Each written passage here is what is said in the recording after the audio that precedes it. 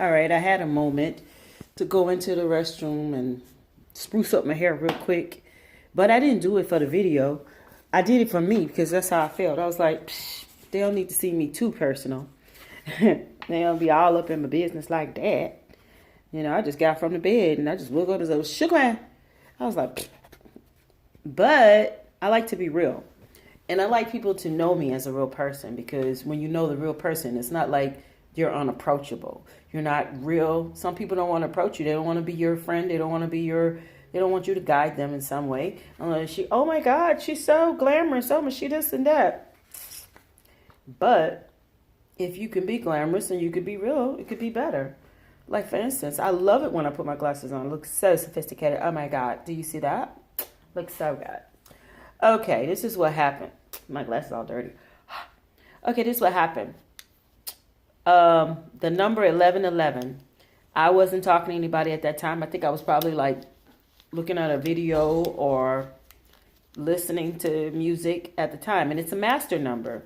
It's intuitive, insightful, spiritual awakening. So I had an understanding that every time I keep seeing this 1111, there's a spiritual awakening. There's a guidance that is a guidance that's coming from my angelic beings, my spiritual beings that comes around and guides me.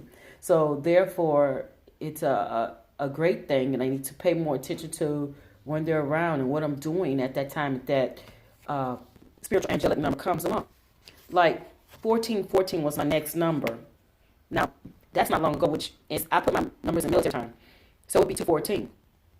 And for me, that would be, it means positive attitude. I need to have more of a positive attitude. And I do, but there's a lot of times recently that 2019, some things that came into me that I was upset about. And I was holding and harvesting that. And I was supposed to burn that last night. But actually,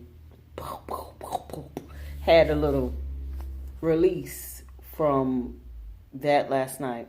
Didn't harm anybody. Anything like that. Okay, now 1233. Trust in yourself and have faith and have courage to live your dreams. So at that time at 1233, which was noon time, 1233, I was having a text message battle per se with one of my managers was asking me questions. And so I needed to just trust in myself. So I did. I texted her and asked her and let her know, she's like, hey, did you find things okay? And I was like, yeah. And I trusted that I did it correctly. And now, when I go and do whatever shift I do, then I'll be all right, happy about it.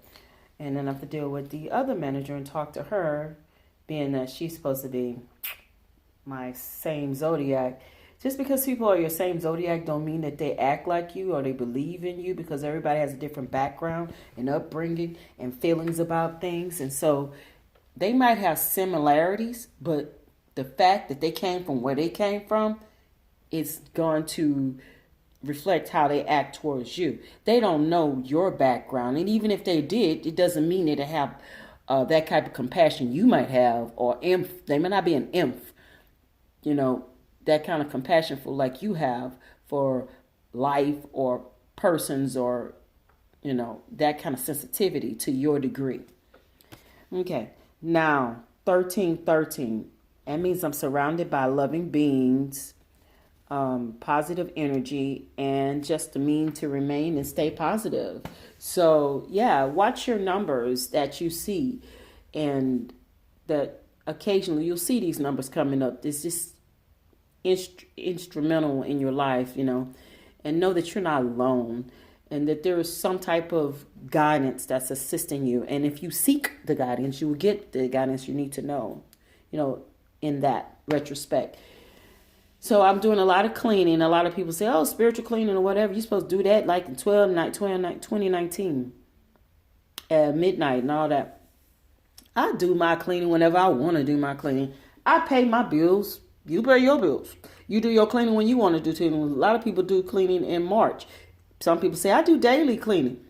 However you want to do it, whatever your time allows, you go ahead and do what you have to do in order to move and clean out that old energy to get and move in that new energy for new possibilities and new things and new life and new unexpected things.